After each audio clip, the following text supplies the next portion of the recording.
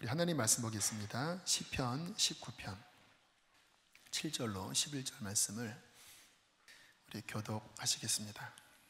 제가 7절을 읽을게요. 여호와의 율법은 완전하여 영혼을 소송시키며 여호와의 증거는 확실하여 우둔한 자를 지혜롭게 하며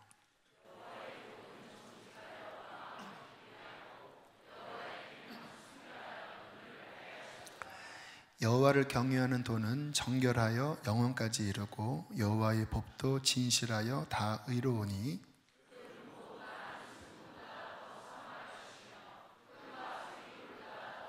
함께 있습니다. 또 주의 종이 이것으로 경고를 받고 이것을 지킴으로 크니이다. 아멘. 오늘도 지혜에 관한 말씀을 나누겠습니다. 지난주에 못 오신 분들은 지난주 설교를 함께 들으시면 연결되리라 싶습니다.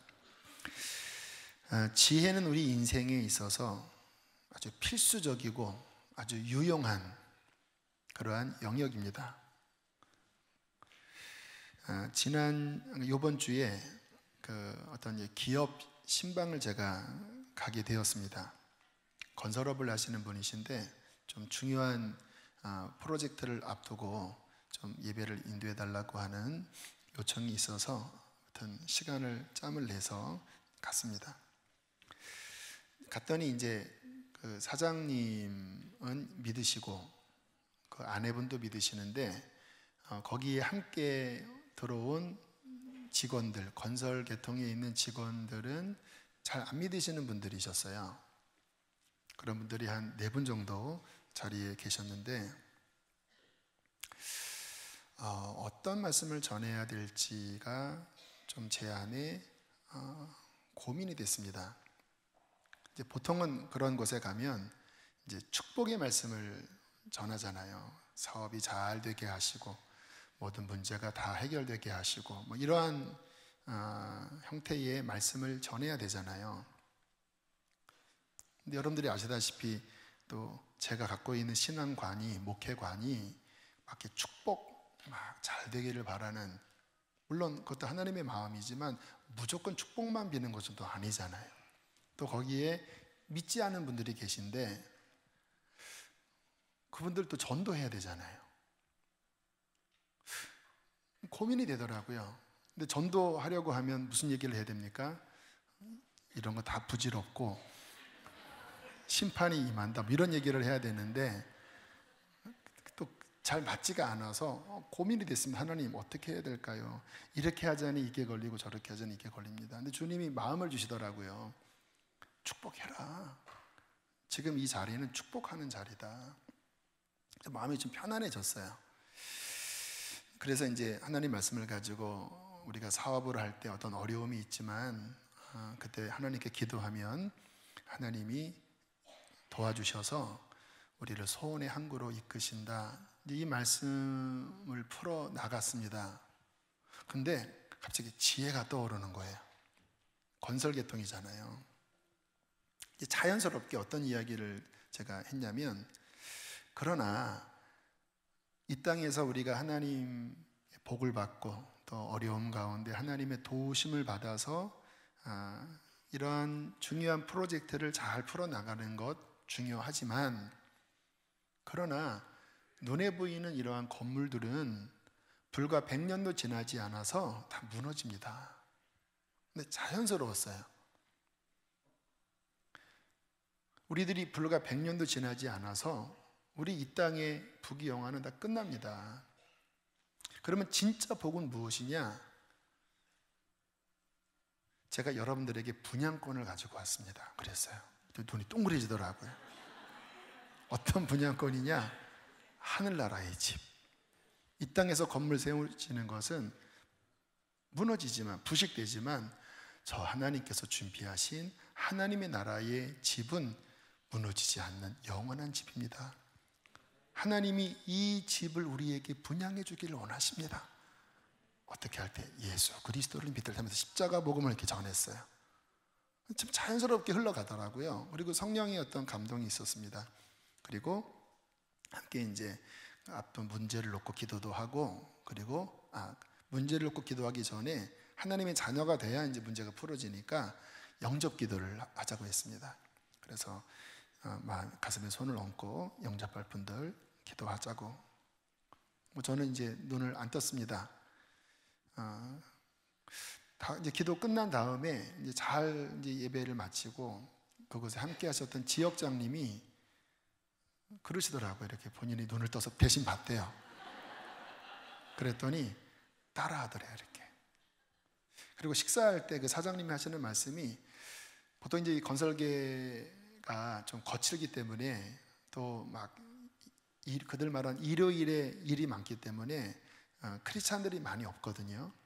그런데 그 직원들이 몇 명이 그렇지 않아도 좀 요즘 뭐 가족 중에 누가 교회를 다니면서 하나님이 계신가 이런 좀 관심이 있는 두 분인가가 계셨대요.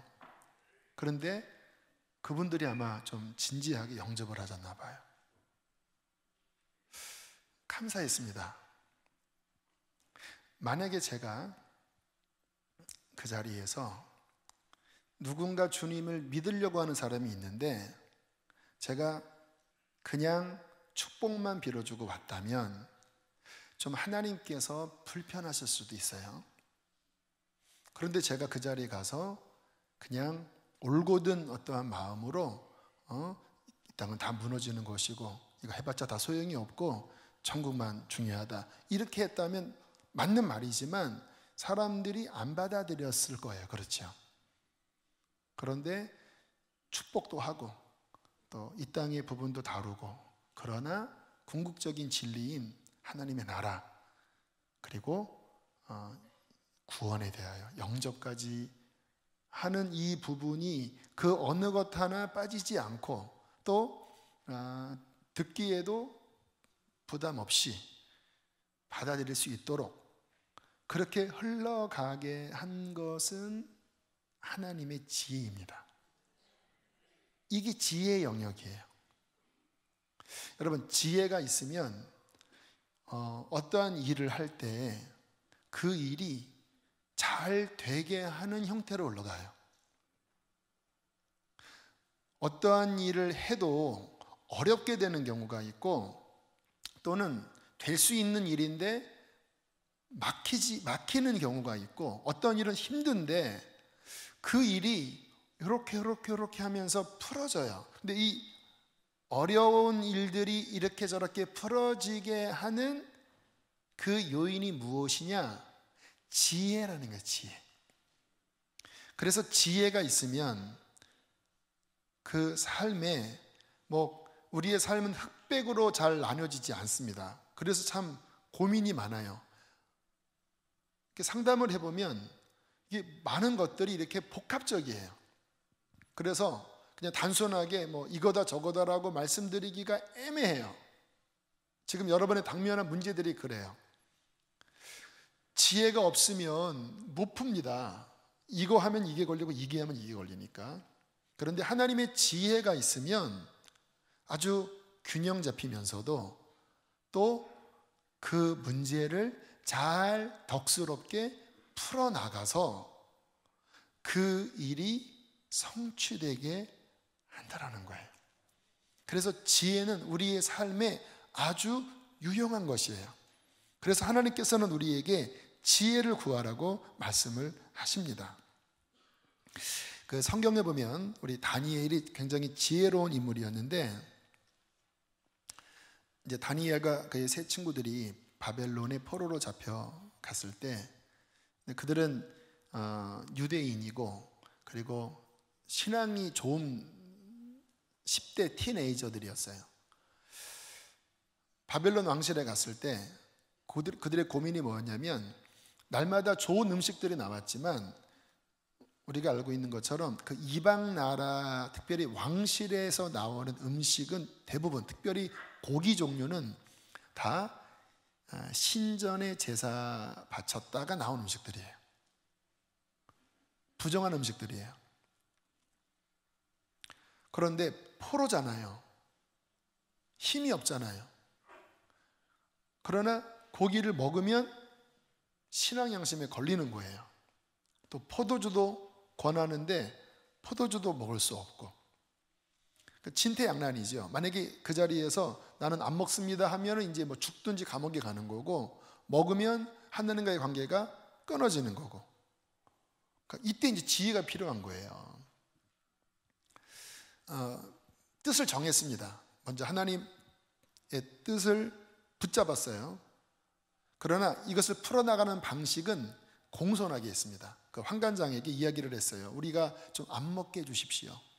그런데 참 신기한 건 뭐냐면요, 여러분도 그런 경험 하셨을 거예요. 정말 하나님의 뜻대로 살기로 결단을 하면 신기하게, 다 그런 건 아니지만 어떤 경우는 하나님이 사람의 마음을 움직여서 나의 뭐 직장 상사라든가 뭐 군대에서 뭐 고참이라든가 정말 신앙 안에 딱 섰을 때 신기하게 하나님이 그 사람의 마음을 움직여서 호의를 베푸는 경우가 있어요. 그 환관장이 그랬습니다. 근데 환관장도 고민이 됐습니다. 내가 너희들의 마음은 이해가지만 나도 종이다.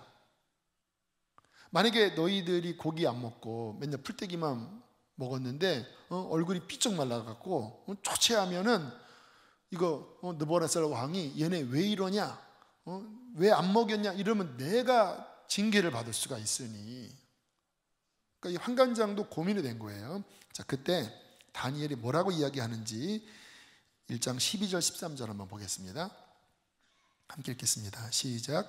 청하오니 당신의 종들을 열흘 동안 시험하여 채식을 주어 먹게 하고 물을 주어 마시게 한 후에 당신 앞에서 우리의 얼굴과 왕의 음식을 먹는 소년들의 얼굴을 비교하여 보아서 당신이 보는 대로 종들에게, 와, 이게 지혜예요.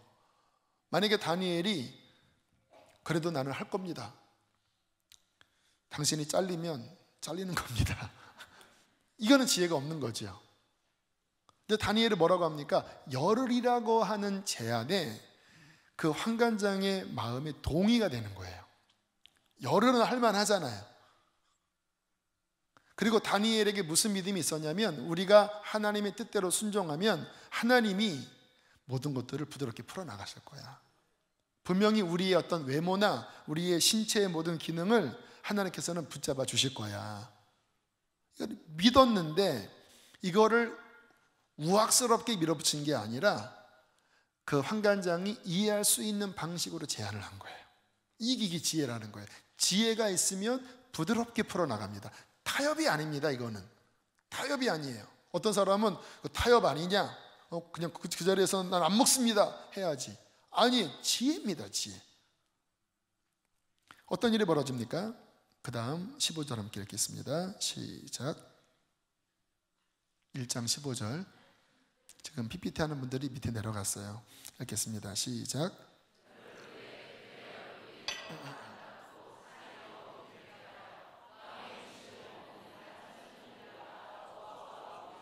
와, 하나님이 축복하신 거예요.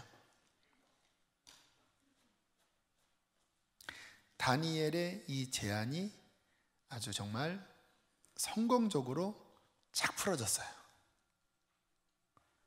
지혜가 있으면, 지혜의 열쇠를 거룩하게 사용하면 하나님도 영광을 받으시고 또 사람들도 그 지혜 속에서 기뻐합니다.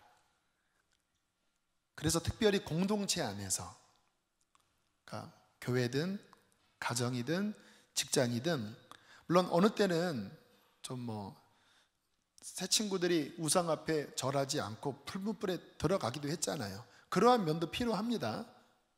필요해요. 우상 앞에 절하는 그때 막 지혜를 펴서 막 이렇게만 절하겠습니다, 이건 타협이에요. 그러나 그런 거 말고 이와 같은 여러 상황 속에서 지혜가 있는 사람은요, 신앙생활을 덕스럽게 합니다. 그리고 굉장히 많은 영역들을 아름답게 세워나가요. 자, 또한 그 사람을 예를 들면요, 요셉입니다. 요셉. 바로 왕의 꿈을 요셉이 풀었죠. 근데 요셉이 그 꿈만 푼 게 아니라 그 꿈은 앞으로 이 애굽 나라에 있을 7년의 풍년과 7년의 흉년에 대한 미래적인 예언이었는데 그냥 풀면 그것도 대단한 거예요. 그런데 이 미래적인 상황에 대하여 그 꿈을 풀자마자 요셉이 이렇게 이야기를 합니다. 41장 37절로 41절 읽겠습니다.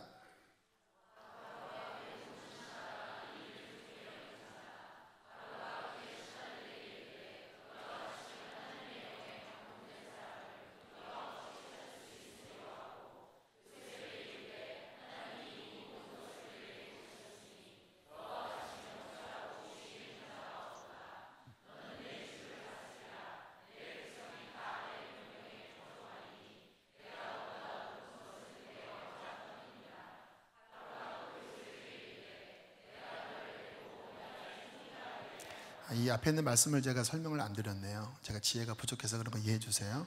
이 앞에 있는 내용이 뭡니까? 그 꿈을 풀자마자 뭐라고 이야기하냐면 풍년 시절에 그 수확물의 5분의 1을 저축하십시오. 그 일을 관리할 사람을 뽑으시고 5분의 1을 저축하시고, 그리고 굉장히 양식이 많을 테니까 지금 있는 창고 가지고 안 됩니다. 그때 지으려고 하면 늦으니까 풍년 시절에 미리 지금부터 창고를 넓게 그만큼 늘리시고, 그리고 7년 동안 5분의 1만 차곡차곡 쌓기만 하면 엄청난 흉년이 와도 전혀 문제가 안 됩니다. 그냥 딱 풀어버린 거예요. 그 말을 듣자마자 좀 전에 읽은 그 말씀, 바로와 그 신하들이 그냥 깊이 감동을 받은 거예요. 왜 감동을 받았습니까? 명쾌한 거예요. 그 종이자 죄수인 젊은 청년이 불과 5분도 안 돼서, 뭐 5분 걸렸겠습니까? 한 3분 걸렸을 거예요. 꿈의 내용과 그리고 그것을 가장 탁월하게 풀 수 있는 대안까지 딱 이야기하니까 그 탁월한 지혜, 가장 정곡을 찌르는 그 말에 바로가 얼마나 감동했는지 그 젊은 히브리 종을 단박에 총리를 세워버려요. 그 당시에는 이게 가능했잖아요. 단박에 총리를 세웠다고 하는 말은 뭐냐면 두 가지입니다. 크게 감동한 거고, 두 번째는 다니엘 안에 있는 그 지혜의 탁월함을 본 겁니다. 탁월함을. 이렇게 세워도 얘는 그냥 말 들어보고, 우리가 어떤 강의를 들어보면은 이 강의의 그 깊이가 어떠한지를 사람들은 이렇게 감지할 수 있어요. 그래서 정말 깊은 곳에서 어떤 것을 끄집어내는 사람의 강의를 들으면 뭐 사람이 탐복하면서 와 진짜 깊다라고 이야기하잖아요. 요셉 안에 있는 그 탁월한 지혜의 깊은 것을 바로가 보자마자 그냥 요셉을 총리로 세워버리고 맙니다. 여러분, 지혜, 우리의 삶에 하나님의 지혜가 부어지는 것, 이것은 우리의 삶을 풀어나가는 만능 열쇠와 같아요. 그래서 하나님께서는 우리들에게 그분의 지혜를 부어주시기를 원하십니다. 그리고 그 지혜가 있는 자는 복된 거예요. 지난주에 제가 그 지혜의 복에 대한 말씀을 인용을 했는데 한번 좀 복습을 다시 했으면 좋겠어요. 잠언 3장 13절로 18절 시작.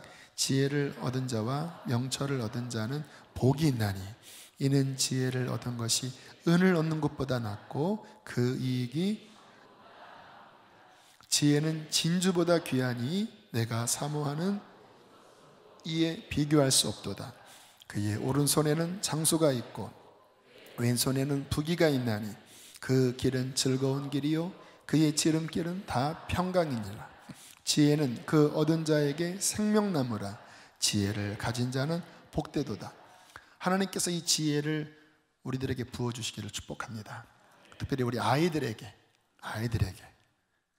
그리고 우리 사업가들에게, 또 교회에서 목양의 일을 하는 분들에게 이 지혜가 풍성하면요, 정말 좀 전에 있는 말씀처럼 그 오른손에는 장수가 있고 왼손에는 부귀가 있고 그 길은 즐겁고 그리고 생명나무고 금과 은과 진주보다 귀한 아름다운 것들이 그 걸음걸음 속에 하나님께로부터 주어지게 될 것입니다. 하나님은 이 지혜를 우리에게 주시는 분이세요. 잠언서 8장 7절, 잠언 1장부터 9장까지가 그 지혜를 의인화해서 나오고 있는데요. 그 8장 17절에 이러한 말씀을 하고 있습니다. 시작. 나를 사랑하는 자들이 나의 사랑을 입으며 나를 간절히 찾는 자가 나를 만날 것이나. 이 지혜를 의미합니다. 나가 지혜예요. 나를 사랑하는 자들이 나의 사랑을 입으며 지혜인 나를 간절히 찾는 자가 나를 만날 것이라. 여러분, 이 엄청난 지혜를 여러분들이 사랑하셔야 합니다.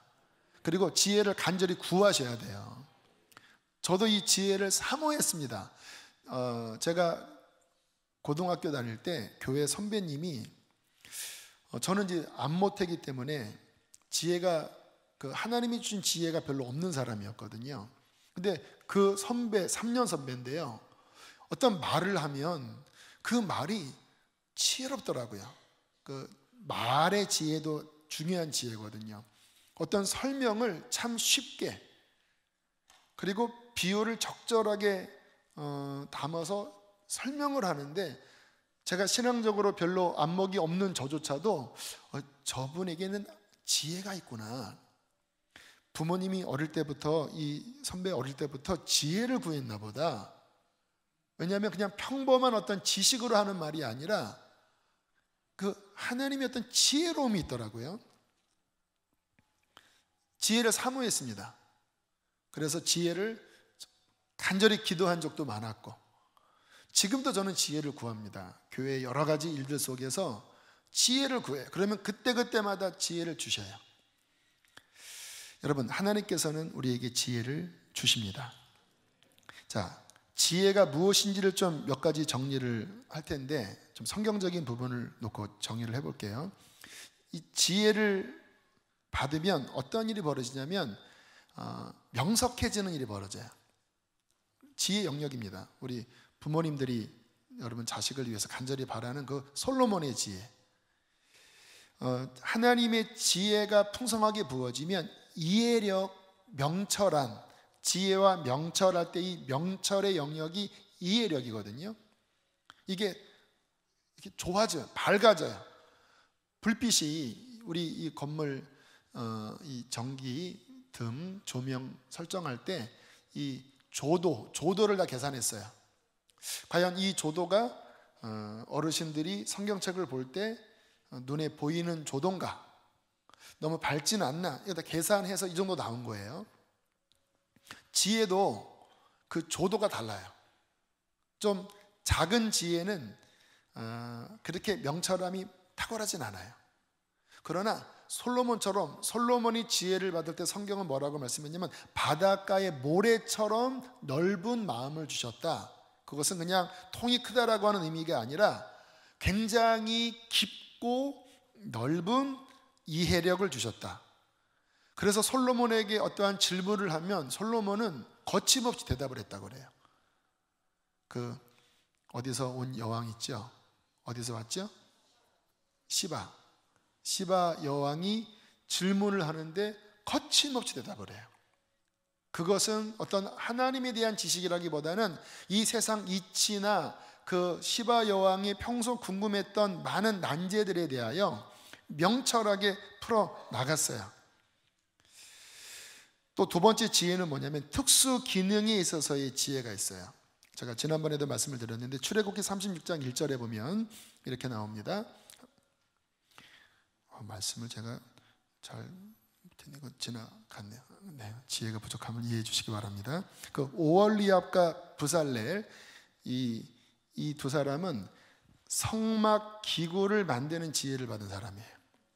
성경에 보면 지혜를 받아서 성소의 모든 재료, 성소의 모든 기구들을 만들었다. 그래서 이 사람들은 이렇게 뭐 물건을 만들면 탁월해요. 그 영역에서. 솔로몬은 이쪽 판단력에서 탁월한데 오홀리압과 브살렐은 어떤 건축 쪽에서 탁월해요. 무슨 의미냐면 지혜의 여러 영역이 있다라는 거예요. 음악 영역에서의 지혜가 있는 사람이 있어요. 우리 몇 주 전에 온 그 조유진 자매, 천재입니다. 천재. 그 안에 어떠한 시상, 어떤 또 음악을 작곡하는 천재예요. 하나님이 그 안에 음악적 지혜를 주셨어요. 어떤 사람은 행정적 지혜가 있는 사람이 있어요. 요셉이 그 사람이에요. 요셉은 어릴 때부터 이 형제들을 관리했잖아요. 그 야곱이 그 형제들을 살피는 일을 시켰다는 건 뭐냐면, 다른 사람은 양을 치는데 요셉은 이게 딱 보면 딱 나오는 거예요. 암놈 몇 마리, 순놈 몇 마리, 새끼 몇 마리, 지금 지형이 이렇게 돼서 르우벤 형은 이렇게 자라고 시므온 형은 뭐 놀고 좋아하고 막 딱 나오는 거예요. 이렇게. 그러면서 이렇게 쭉 정리를 해요. 이게 행정이거든요. 그러니까 우리가 지혜하면 뭐 영적인 것만 생각하는데 그렇지 않아요. 다양합니다. 행정의 영역에 지혜가 있는 사람이 있고, 아무튼 또 정치적인 부분에 솔로몬이 더 정치력 있는 사람이잖아요. 이러한 영역에 지혜가 있어요. 자, 그런데 성경에서는 이 모든 것의 근본되는 지혜에 대해 말씀하십니다. 잠언서 9장 10절에 있는 말씀 함께 읽겠습니다. 시작. 여호와를 경외하는 것이 지혜의 근본이요 거룩하신 자를 아는 것이 명철이니라. 우리가 그냥 머리가 좋아지고 어떤 재능이 생기는 이 종류의 지혜도 지혜예요. 그런데 성경에서 말씀하시는 가장 기초된 또 가장 중요한 지혜가 뭐냐? 하나님이 어떠한 분이신지를 아는 거예요. 하나님에 대한 이해력을 갖는 거예요. 그리고 하나님의 뜻이 무엇인지에 대하여 아는 거예요. 그래서 그 삶에 하나님의 뜻을 따라가고, 하나님이 하지 말라고 하는 것을 안 하고, 하나님이 하기를 기뻐하시는 그 일을 깨닫기 때문에 그 일을 하는, 여호와를 경외하고 그분을 더 깊이 아는 것이 지혜와 명철의 근본이라는 거예요. 많은 어머님들이 이러한 지혜는 별로 좋아하지 않습니다. 솔로몬처럼 막 공부 잘하는 지혜는 원하는데, 우리 교회는 좀 안 그러네요. 우리 교회는 이러한 지혜도 원하시죠? 아멘. 이렇게 대답이 없으세요? 정말 지혜의 근본, 하나님께서 말씀하시는 지혜의 근본은 하나님과의 관계 안에서 하나님의 뜻을 이해하는 영역에서 밝게 열려지는 지혜가 지혜 중에서도 가장 상위급의 지혜라는 것입니다.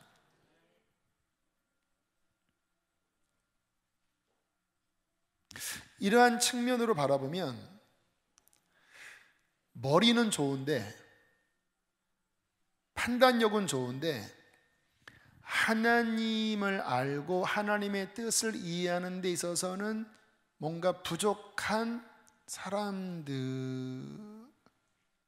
대한 문제점이 발견이 되지요. 왜요?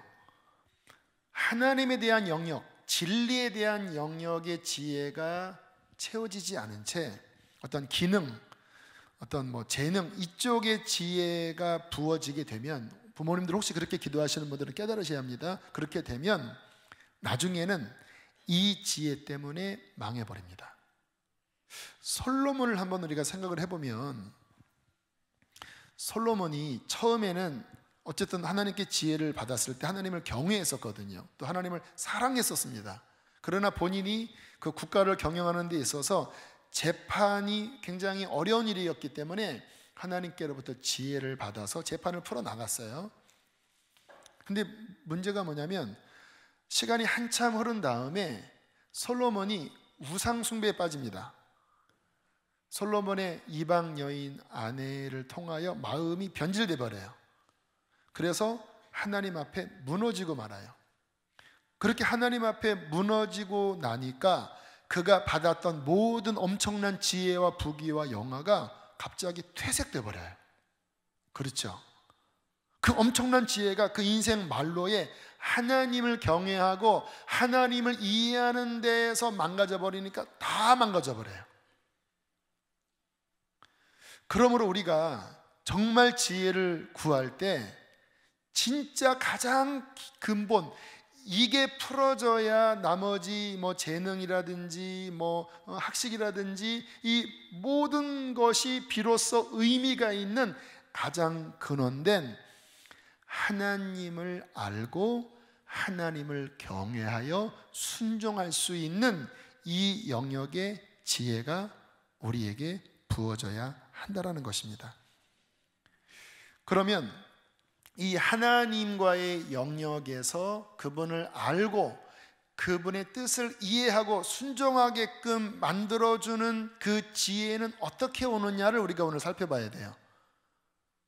솔로몬이 기도해서 판단력의 지혜를 받았잖아요. 근데 더 근본적인 지혜는 하나님을 아는 건데, 하나님의 뜻을 아는 건데, 이 지혜는 어디서 오는가? 어디서 올까요? 말씀으로부터 옵니다. 그래서 정말 중요한 지혜는 뭐냐면 하나님의 말씀이 열리고 그 말씀을 통하여 하나님이 누구신지를 이해하는 지혜가 열리는 거예요. 그리고 그 하나님의 뜻을 순종하는 그 지혜가 열리는 것, 이게 우리의 삶에 있어서 가장 근원적인 거예요. 제가 알고 있는 어떤 할머니, 지금 돌아가신 분이신데 제가 여러 번 말씀을 드렸잖아요. 글자를 못 읽는 분이었어요. 그런데 주님 만나고 성경을 읽고 싶어서 기도하다가 성령님이 글자를 읽을 수 있는 지혜를 주셔서 그분은 성경을 읽으면서 글자를 틔인 분이에요. 성령의 지혜로. 그리고는 1년에, 그때가 한 80 넘으셨었는데 1년에 성경을 4번 5번을 읽으셨거든요. 워낙 이제 지식이 없는 분이라 그분이 성경을 사오도 간다니까 제가 좀 의구심이 들어서 여쭤봤어요. 할머니, 성경 읽으면 뭐가 깨달아지세요? 그랬더니요, 얼굴이 이렇게 진지하게, 성경을 읽으니까 진짜 무서워. 하나님 말씀 순종 안 하면, 성경 읽어보니까 진짜 하나님이 벌을 주시고 하나님께 순종하면 이렇게 하나님의 축복하시는데 진짜 하나님 살아계시고 진짜 무서워. 와, 그 말씀을 하는데요, 아, 이분이 이해하고 계시는구나. 여러분, 하나님을 아는 것, 그분의 거룩하심을 알기 때문에 비로소 그분을 경외하는 것, 그래서 그분께 순종하게 하는 이 지혜가 오는 것. 비록 80 넘은 할머니지만 지혜의 근본이 그분에게 주어지는 거죠. 여러분, 우리는 이 지혜를 얻도록, 이 지혜만 풀리면요, 좀 이따가 설명을 하겠지만 이 지혜만 풀리면 나머지 것들은요 정말 술술 풀어진다고 저는 믿어요. 왜요? 하나님과 풀리면 나머지는 풀리는 거예요. 하나님과 뭔가 막히고 꼬이면 성공해도 무너지는 거예요. 그래서 우리는 가장 근본적으로 하나님을 이해하고 하나님이 기뻐하는 것이 무엇인지 이해하고 하나님이 싫어하는 것이 무엇인지를 우리의 심령 깊숙이 깨닫는 지혜가 풍성해야 합니다.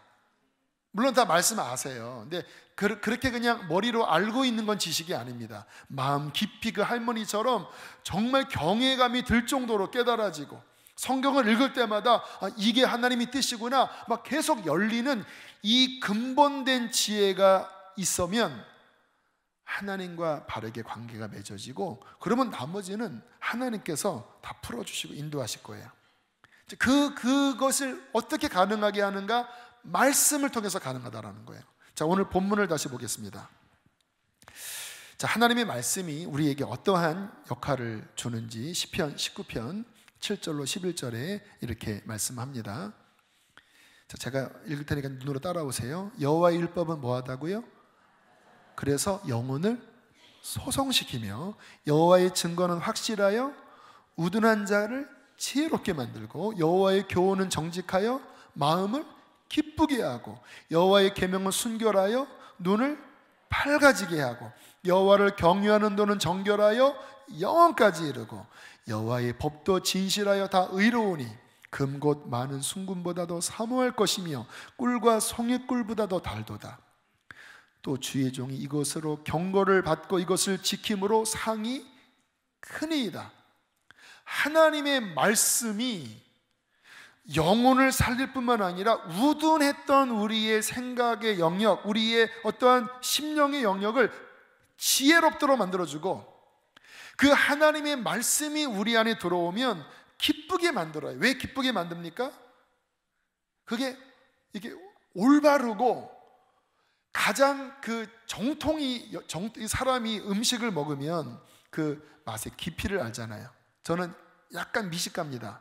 약간 미식가예요. 그래서 어떤 그 깊은 맛의 음식을 딱 먹으면 눈이 번쩍 들어가요. 이렇게. 오, 좀 하네. 제가 백종원 정도는 아닙니다. 그러나 이렇게 음식을 맛을 보면 여기 되네. 김치 맛을 먹어보면 그 집의 실력을 알아요. 그래서 좀 유명한 집의 음식을 딱 김치 먹고 딱 그 한 숟갈을 딱 먹으면 이게 느낌이. 여러분들 그거 아시죠? 지난번에 부산을 갔는데 어디 그 터미널 옆에 국밥집이 있는데요, 가격도 6,000원밖에 안 돼요. 근데 딱 먹는 순간 그 깊은 맛, 아시죠 그거? 하나님의 말씀이 바로 그 맛으로 영혼이 느끼는 거예요. 왜요? 가장 온전하니까. 여호와의 계명이 정결해요. 정결해. 그래서 하나님의 말씀은요, 시들지 않고 영혼까지 갑니다. 하나님의 말씀은 순결해서 우리의 영혼을 밝게 그래서 말씀이 들어오면요, 어두웠던 그 영혼이 밝아져요. 말씀이 우리 안에 깨달아지면요, 그 영혼이 밝아져요. 이것이 밝아지면요, 사리 분별이 비로소 명확하게 돼요. 그리고 제가 이렇게 경험해 보니까 하나님의 말씀만이 순도 100%입니다. 다른 좋은 책들도 있는데 그 좋은 책들은 100%가 안 돼요. 거기에 뭐가 다 이렇게 조금씩 섞여 있어요. 근데 하나님의 말씀은요, 순전히 성령의 감동으로 지어졌어요.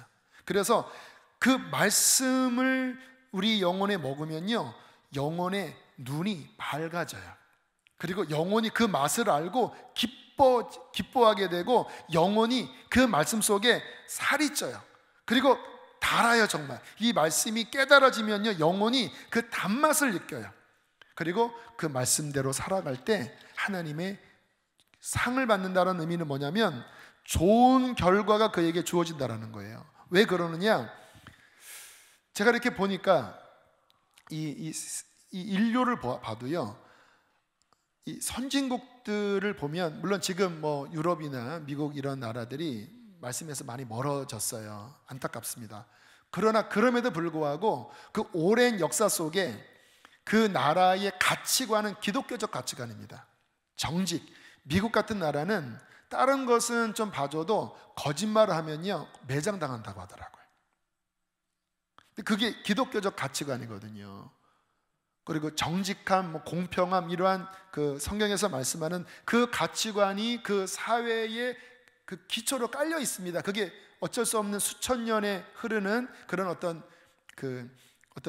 은혜지요. 근데 그러한 나라들의 특징은 뭐냐면 강대국이 돼요. 또 경쟁력이 생겨요. 어떤 일을 할 때.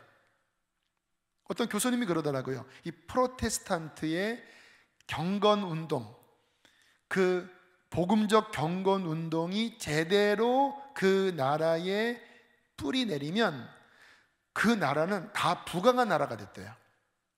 이 경제 개발되는 그 19세기, 20세기 그 흐름들을 보면 그 기초가 뭐냐면 프로테스탄트 경건주의 부운동이 일어나서 사람들이 주님 은혜 받으면, 또 하나님 말씀 들어가면 부지런해지고 열심히 일하고 정직하고 자신의 처한 모든 곳에서 하나님의 거룩한 뜻이 이루어지도록 그렇게 순종할 때 그 경제가 놀랍게, 그러니까 이 부패된 부가 아니라 청부, 깨끗한 부요함으로 그 나라 경제가 강하게 일어났다라는 거예요. 그래서 정말 진짜 경제가 강하게 되려면 기독교적인 정신 위에 서야지만 가능하다, 이런 이야기를 굉장히 막 열변을 토하시더라고요.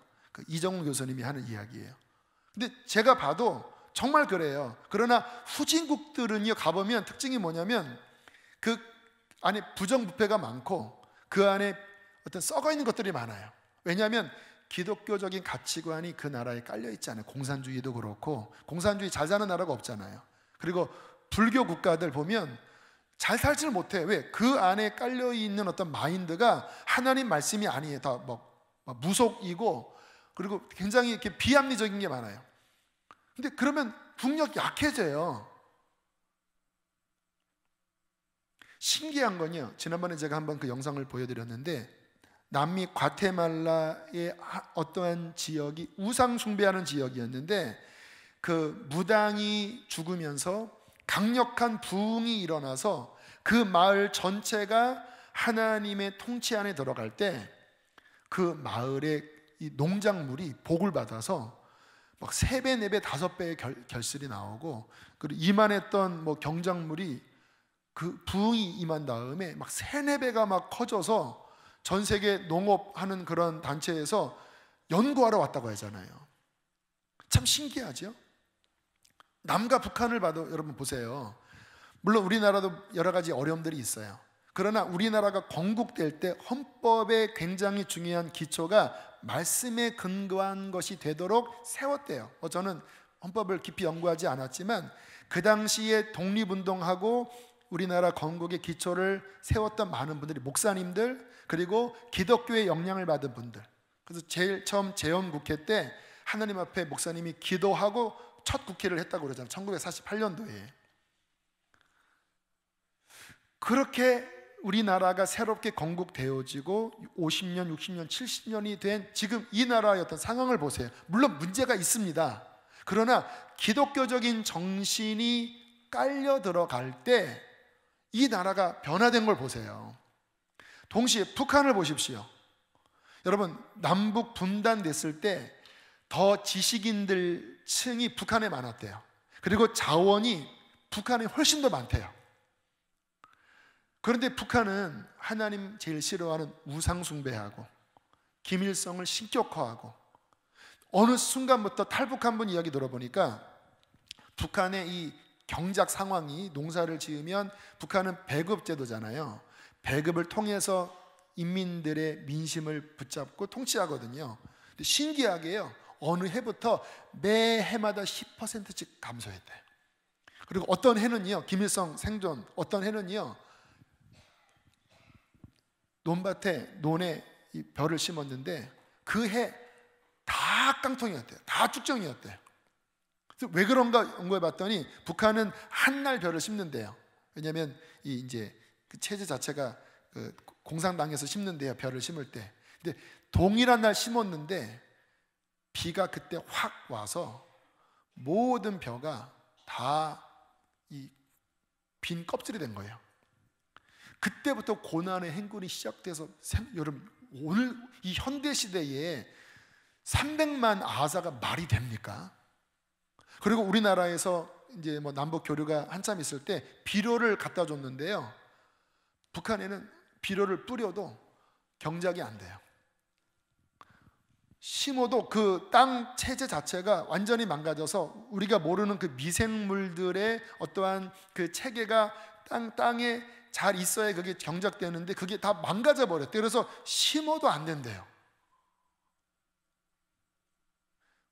인간을 우상화하고 하나님의 말씀을 내동댕이치고 교회를 말살을 했을 때 일어나는 결과들, 여러분 우리는 아셔야 합니다. 제가 아까 그랬잖아요. 지혜의 근본인 하나님을 알고 하나님을 이해하고 하나님께 순종하고 하나님을 따라가는 이 지혜가 근본이라고. 이게 풀리면 다 풀린다고. 왜 그러냐? 하나님이 창조주입니다. 그래서 하나님의 뜻이 가장 완전한 거예요. 그래서 그 뜻 안에 서면 어떤 일이 벌어지냐? 일단 영이 살아요. 영이 사는 이유는 하나님이 그 안에 거하시기 때문에 그 사람이 건강해져요. 그리고 하나님 말씀의 가르침이 완전한 거예요. 그래서 하나님의 그 완전한 매뉴얼대로 움직이면 인생사가 건강하게 풀릴 수밖에 없어요. 그 우상을 섬겼던 분을 이제 좀 이야기를 나눴습니다. 그분은 매해 초에 용한 무당 아니면은 그 절에 가서 아무튼 점도 보고 그리고 뭐들 이렇게 바치는 그러한 일을 매마다 한 분이에요. 그러다가 교회를 나오셨고 첫 예배 때 어떤 영적인 터치를 받고 한 1년간 교회를 다니셨는데 그분이 그러시더라고요. 지금은 감사한 마음이 든대요. 아직 내가 완전히 주님을 만난 건 아니지만 감사하는 마음이 들고 때로는 찬양도 나오고 눈물도 나오고. 제가 물어봤습니다. 그러면 자매님, 그 전에 점칠 때, 그 전에 그 절에 가서 뭐 바칠 때 그때 이러한 감동이 있었나요? 했더니 아니래요. 그때는 막 복 받으려고 하는 욕심, 또는 그 점칠 때 뭐 올해 무슨 일이 있을 거다 하면은 그러한 호기심, 두려움, 그러한 마음이었지 이렇게 평안함, 이렇게 감사 이런 마음은 없었대요. 여러분 잘 보세요. 하나님의 진리가 그 마음속에 움직이잖아요. 사람의 이 창조에 지어진 근원은 하나님의 말씀대로 지어졌어요. 근데 죄로 말미암아 망가졌고 그 망가진 것 안에는 비진리가 있는 거거든요. 뭐 귀신에게 절하고 뭐 불교 막 거기다 뭘 바치고 그리고 인간의 욕심을 따라가고 이게 부패한 거예요. 그래서 하나님 말씀에서 벗어나는 길로 가면 망가지는 거예요. 그런데 잘 모르지만 하나님의 말씀을 들었을 때 왜 평안한지 아세요? 왜 감사가 나오는지 아세요? 원래 하나님이 만드신 최적화의 그 원래의 형상대로 돌아가면 인간의 본성, 인간의 뇌, 사람의 뇌세포가 중요하잖아요. 하나님의 말씀대로 딱 돌아가면요, 이 모든 것이 최적화가 돼요. 그래서 말씀이 그 사람 안에 들어가면 그 마음에 감동이 일어나고 건강해지고, 그리고 그 말씀대로 순종하며 살아가면 처음에는 어렵지만 그 삶에 하나님의 보호하심이 들어가기 때문에 그 모든 것들이 아름다운 결과로, 상이 크다고 했잖아요. 아름다운 결과로 하나님께서 이끌어 주십니다. 그러면 제가 이렇게 봐요. 2대, 3대, 4대 진짜 제대로 말씀에 순종하는 가정들이 있잖아요. 교인 중에서도 그러한 가정에 신방하면요, 기도하면 느낌이 와요. 깊어요. 그리고 이렇게 딱 닦여져 있습니다. 그리고 안정적이에요. 그리고 하나님이 뭔가 계속 축복하세요. 또 목회자 가정 중에서도요, 유기선 목사님 가정이나 그 사모님, 리브가 사모님 그 가정, 그 유기선 목사님은 할아버님이 순교자이시고 박보영 목사님, 리브가 사모님 친인척 관계잖아요. 할아버지가 같은 분이시거든요. 근데 그 가정이 일제시대 때 신사참배 안 하시고 그리고 교회를 세우느라고 엄청나게 헌신한 가정이거든요. 근데 그 가정을 이렇게 좀 이렇게 들어가 보면요, 이게 달라요.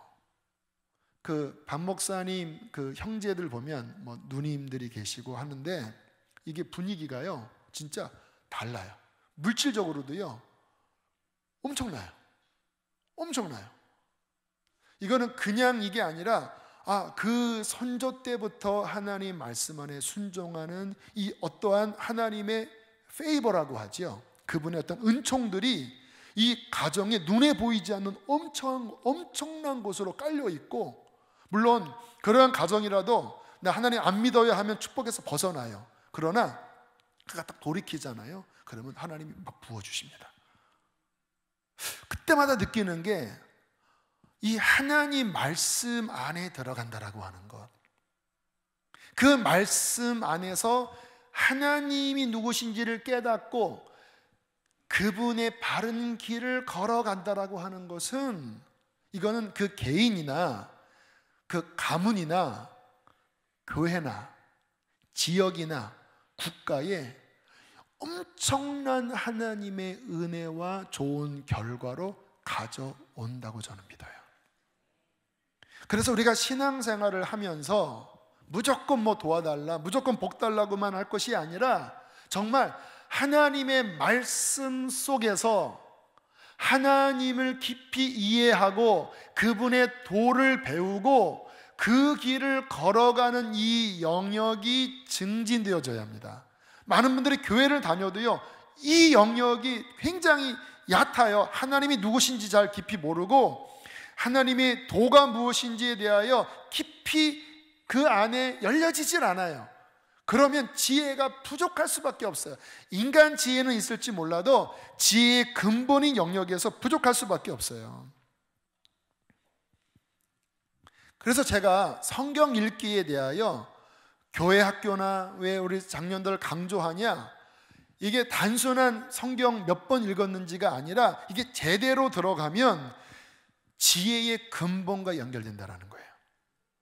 자, 그런 측면에서 제가 오늘 말씀 준비하면서 한번 저를 대입해 봤어요. 제가 저를 알잖아요. 믿지 않는 가정, 그러나 그냥 믿지 않는 가정이 아니라 굉장히 문제가 많은, 정서적으로 환경적으로 굉장히 탈선하기 쉬운 그러한 환경이었어요. 제가 이제 저는 지금 입장에서는 좀 더 인생을 더 볼 수 있잖아요. 그 당시에 제가 겪었던 또 제 주변의 환경은 진짜 지금 생각하면 아찔한 것들이 되게 많았거든요. 그리고 별로 머리도 좋지 않고. 그런데 제가 주님 교회 다니는 그 시기부터 중2 말부터 하나님의 은혜였습니다. 성경을 읽었습니다. 그 당시에는 이렇게 세로 성경이었잖아요. 제가 지금 기억나는 거는 제일 처음 줄 쳤던 거는 구하라 주실 것이요 찾으면 찾을 것이요 문을 두드리면 열리리라, 여기에 빨간 줄 친 거랑 그 글자가 지금 기억이 나요. 그때부터 계속 성경을 어쨌든 주님이 읽게 하셨어요. 무슨 말인지는 모르지만 어쨌든 계속 읽었어요. 그런데 보세요, 제가 중고등학교 시절에 자취를 중학교 1학년 때부터 했습니다.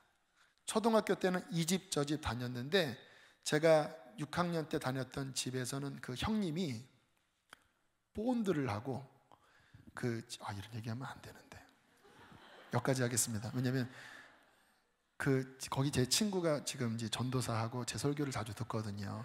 미안하다 주시가. 자, 아무튼 이제 좀 일진 그런 분위기였어요. 폭력적인. 그 안에서 별의별 걸 다 봤거든요.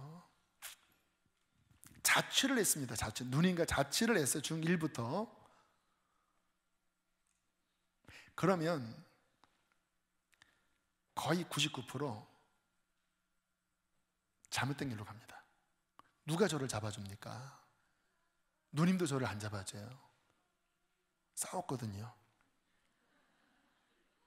그런데 신기한 거는 물론 이렇게 그런 유혹도 있었고 또 약간 가기도 했는데 그때마다 제 양심 안에서 이러면 안 돼, 이러한 어떠한 보호막이 계속 움직였고 또 하나님이 보호하시기도 하셨고.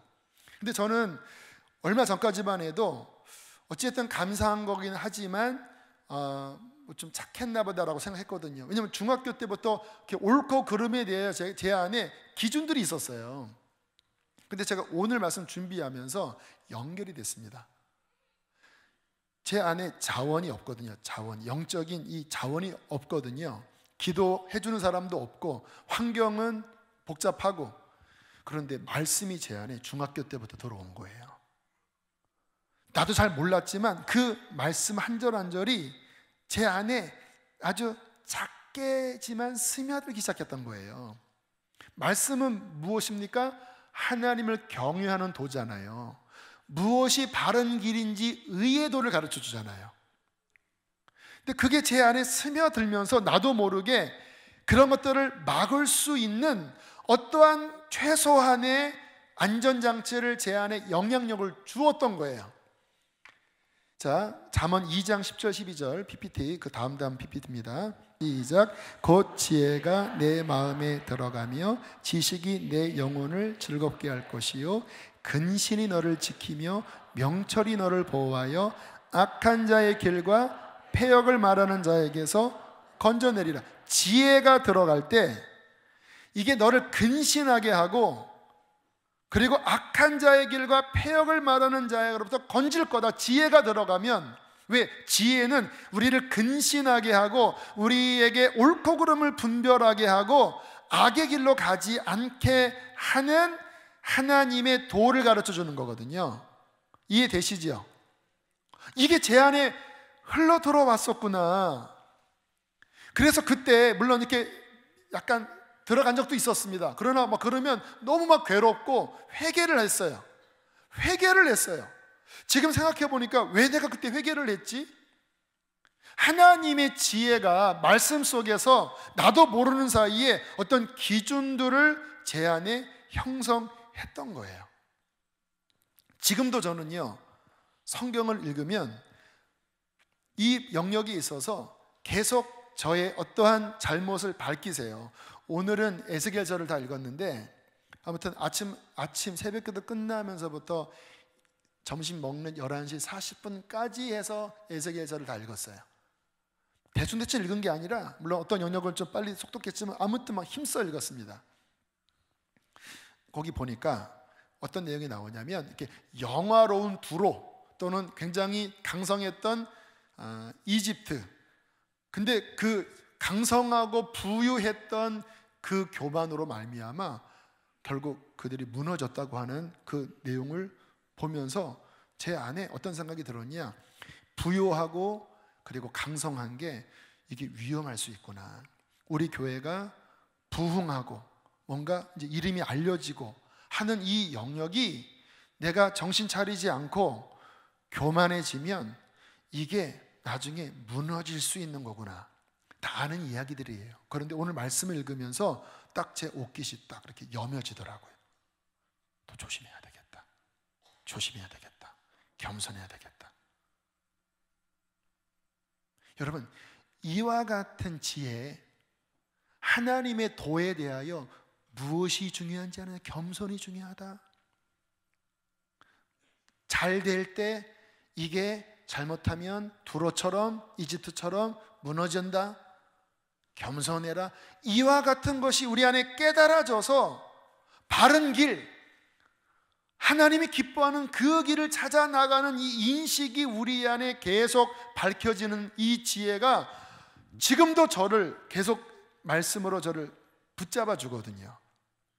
이와 같은 지혜가 계속 있는 사람들은요, 물론 유혹받을 때도 있고 흔들릴 때도 있지만 계속 이 길로 걸어갑니다. 왜? 말씀이 밝혀주니까. 그런데 이러한 지혜가 없으면 잘 되니까 좋게 생각하다가 그러다가 마음이 쓱 높아질 때 그때 사탄이 탁 치면 교만은 패망의 선봉이요 거만한 마음은 넘어짐의 앞잡이니라 자빠지는 거예요. 그러나 하나님의 말씀이 안에 깨달아지면 스스로 그 시험이 오기 전에 딱 낮추고 엎드리는 거예요. 오늘도 무슨 마음이 들었냐면 제 방에 이것저것 쓰레기들이 많은데 이제 다음 주부터 이제 청소하는 아줌마니들도 이렇게 교회 와서 이제 앞으로 하세요. 이제 페이 주고 이제 다음 주부터 안전하진 않지만 진행이 돼요. 근데 제 어떤 마음이 들었냐면 끝까지 내 방의 쓰레기 정리는 내가 하고 그 쓰레기를 들고 끝까지 내가 정리해야 되겠다. 당연은 하지만 이제 아줌마들이 있으면 좀 이거 해주세요 할 수도 있잖아요. 근데 제 마음에 쓰레기 정리는 끝까지 내가 들고 내려간다. 왜? 이게 종놈의 정체성이니까. 이 정체성을 내가 온전히 지키기 위해서라도 내 방 쓰레기는 내가 들고 내려가리라. 이런 마음을 먹었습니다. 마음이 안 바뀌기를 축복합니다. 근데 이게 뭐냐면 제 안에 계속 말씀 속에서 무엇이 가치 있는 일인지가 느껴지는 거예요. 이게 여러분들은 그 정도 어렵지 않지라고 하지만 사람 살아보니까요, 여러 환경에 들어가면요 그렇지가 않아져요.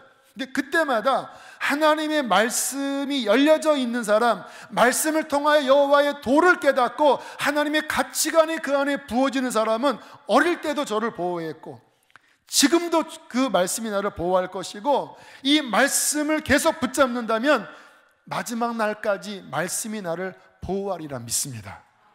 이 지혜가 반드시 있어야 합니다. 여러분, 또 하나 말씀을 읽으면요, 제가 몇 번 이것도 예를 들었어요. 캐롤라인이라고 하는 뇌과학자가 이 중독으로 이 뇌가 완전히 망가진, 특별히 이 앞에 있는 전두엽이 망가진 많은 청소년들, 거의 그 청소년 감옥에 가는 아이들 대상으로 이 뇌 치유를 할 때 하나님의 말씀을 7주 동안 약 먹이듯이 이렇게 넣어줬을 때요, 뇌가 바뀌더래요. 이게 망가져 있던 뇌가 7주 만에요, 이게 쫙 이렇게 아름다운 나무 트리처럼 이렇게 쫙 펼쳐지더래요. 아까 말씀드렸죠. 하나님의 말씀이 창조의 근원 매뉴얼입니다. 그래서 이 말씀대로 가면요, 이 사람의 신체도요, 이 뇌도요, 가장 안정적인 상태가 어느 때냐? 하나님의 진리를 깨닫고 그 바른 가치관 위에 딱 서면요, 이 모든 기능이 정상이 돼요. 이 부분도 조심하지만 그래도 인용을 할게요. 왜 유대인들, 물론 유대인들이 예수님을 안 믿는 게 결정적인 문제예요. 그런데 그래도 그들이 굉장히 명석하잖아요. 노벨상 뭐 20, 30% 탄다잖아요. 근데 그들은 5살 때부터 13살까지 모세 오경을 통째로 암송해야 성인식을 치릅니다. 모세, 창세기, 출애굽기, 레위기, 민수기, 신명기를 13살까지 통째로 암송시키고 그것을 입으로 구성으로 계속 첫 태초에 하나님이 천지를 창조하라 이렇게 계속 암송시키고, 그리고 그 말씀으로 또 서로 계속 이렇게 대화하면서 질문 대답합니다. 이게 IQ는 좋지 않대요. 이렇게 조사를 해보니까 유대인의 평균 IQ가 94, 95밖에 안 된대요. 50국가 중에서 45위밖에 안 된대요. 그런데 그 뇌 안에 창의성, 그리고 그 뇌 안에 있는 어떠한 움직임들이 창의력, 사고력, 언어력의 이 시냅스가 그 어떠한 민족보다 탁월한 게 그 안에 있어서 어떤 뭐 연구를 할 때나 뭐를 할 때 그 움직임을 통해서 유대인들이 앞서 나간다고 하더라고요. 문제는 예수님을 안 믿는 게 가장 큰 문제이긴 한데, 저는 이 말씀이 사람 안에 들어갈 때 그 사람, 우둔한 자를 지혜롭게 하고 그 하나님의 말씀이 그 삶을 밝히는 이 가장 근본되는 지혜가 말씀 속에서 부어진다라는 것입니다. 여러분, 그러므로 저는 여러분들에게 말씀을 드립니다. 지혜를 얻기를 원하십니까? 하나님의 말씀을 적극적으로 붙잡으셔야 합니다. 하나님의 가장 근원되는 말씀 속에서 하나님이 누구신지가 밝혀지고 그분의 기뻐하는 뜻, 그분이 싫어하는 것이 내 안에 계속 열려져야 돼요. 저는 오늘도 에스겔서를 보면서 하나님을 느꼈습니다. 에스겔서에 보면 무슨 내용이 나오냐면, 에스겔서가 이제 남유다 망할 때, 이미 이제 1차, 2차 포로 때 에스겔이 바빌론 그발 강가에서 본 환상이거든요. 아직 완전히 망하기 전인데 하나님이 그 말씀을 하시더라고요. 악인이 죽는 것을 내가 원치 않고 악인이 망하는 것을 원하는 게 내 마음이 아니다. 나는 악인들이 죄에서 돌이켜 사는 것을 원한다. 내가 재앙을 명하지만 지금이라도 그가 악한 데서 돌이키기만 하면 그는 그 악으로 망하지 않고 그가 돌이킨 것 때문에 산다. 그러나 어떠한 의인이 교만해서 악으로 돌아가면 그는 그 의 때문에 사는 것이 아니라 다시 돌아간 악 때문에 망하는 거야. 너희들은 나의 길이 공평치 않다고 하지. 내 길은 공평치 않은 게 아니야. 내 마음은 사랑이고 누구라도 지금이라도 돌이키기만 하면 나는 누구라도 용서하고 싶은 게 내 마음이야. 그러니까 너희들은 한 가지만 해라. 너희 악을 버리고 너희 마음의 우상을 내어버리고 내게로 마음을 돌이켜서 나를 사랑하고 내 마음을 이해하고 내 길을 걸어가도록 힘쓰기만 해. 그러면 너희들이 포로로 잡혀갔다 할지라도, 너희의 인생에 어떠한 문제가 있을지라도 마음만 돌이키기만 하면 나의 인애와 사랑이 부어질 거야. 굉장히 단순한 이야기지만 하나님의 마음이 느껴지더라고요.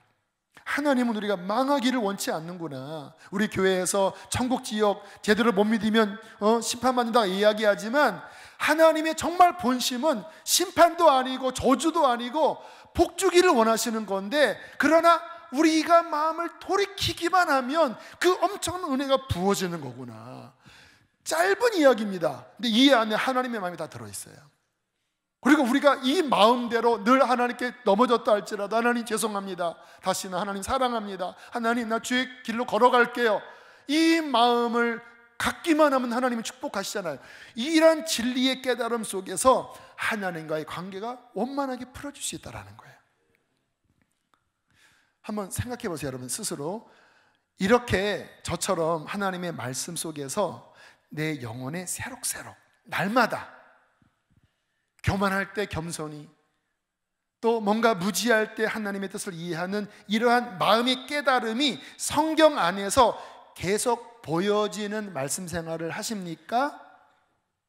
아니면 말씀이 덮여져 있고 봐도 건성으로 보고 봐도 잘 이해가 안 되고 그냥 내 스타일대로 살아가십니까? 만약에 성경을 볼 때마다 저와 같은 이러한 경험들이 일주일에 몇 번씩 일어난다면 축복합니다. 당신은 지혜로운 사람입니다. 그 지혜가 당신을 보호할 것입니다. 그 지혜 속에 삶이 풀릴 거예요.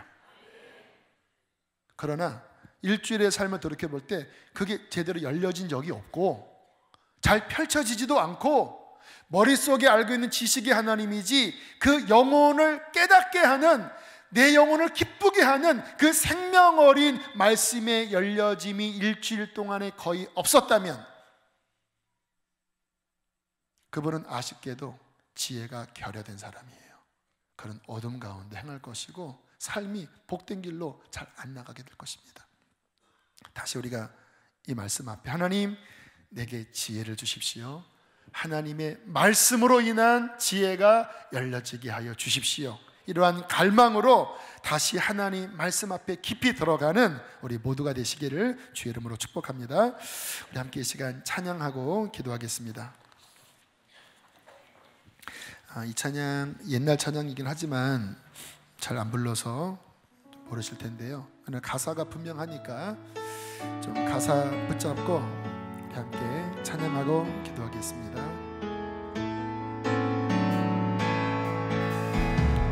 푸른 마르고 꽃은 시기나 주의 말씀은 영원해.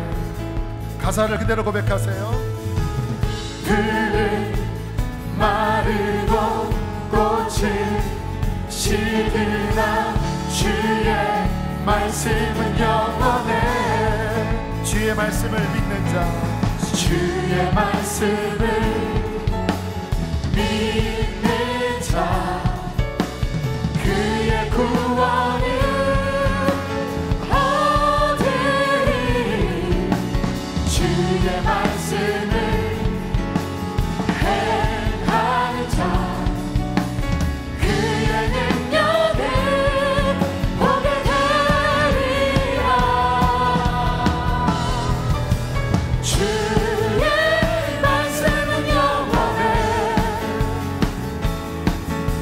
주의 말씀은 영원해.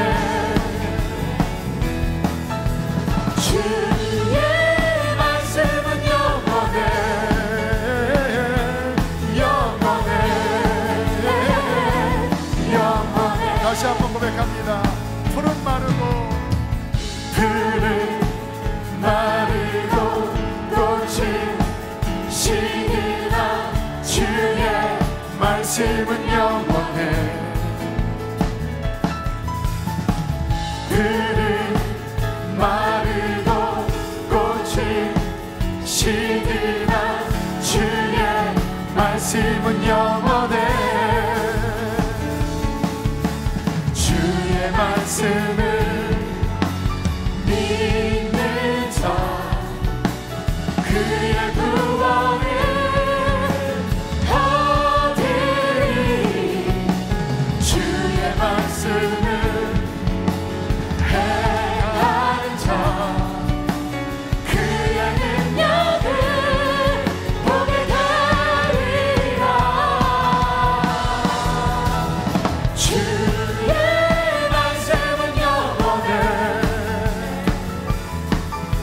주의 말씀은 영원해. 주의 말씀은 영원해. 영원해. 영원해. 함께 시간 기도하실 때 하나님, 내 삶에 하나님의 지혜가 더 충만하게 부어지기를 원합니다. 무엇보다 말씀이 더 열려지게 하여 주십시오. 오늘 읽었던 시편 19편의 말씀처럼 하나님의 말씀이 우둔한 나를 지혜롭게 하게 하여 주시고 내 시들었던 영혼을 소성시키게 하여 주시고 이 말씀이 하나님의 놀라운 상급으로 내 삶에 부어지게 하여 주시옵소서. 이 시간 말씀의 지혜를 부어달라고 우리 주님을 크게 두 번 부르시고 기도하시겠습니다. 주여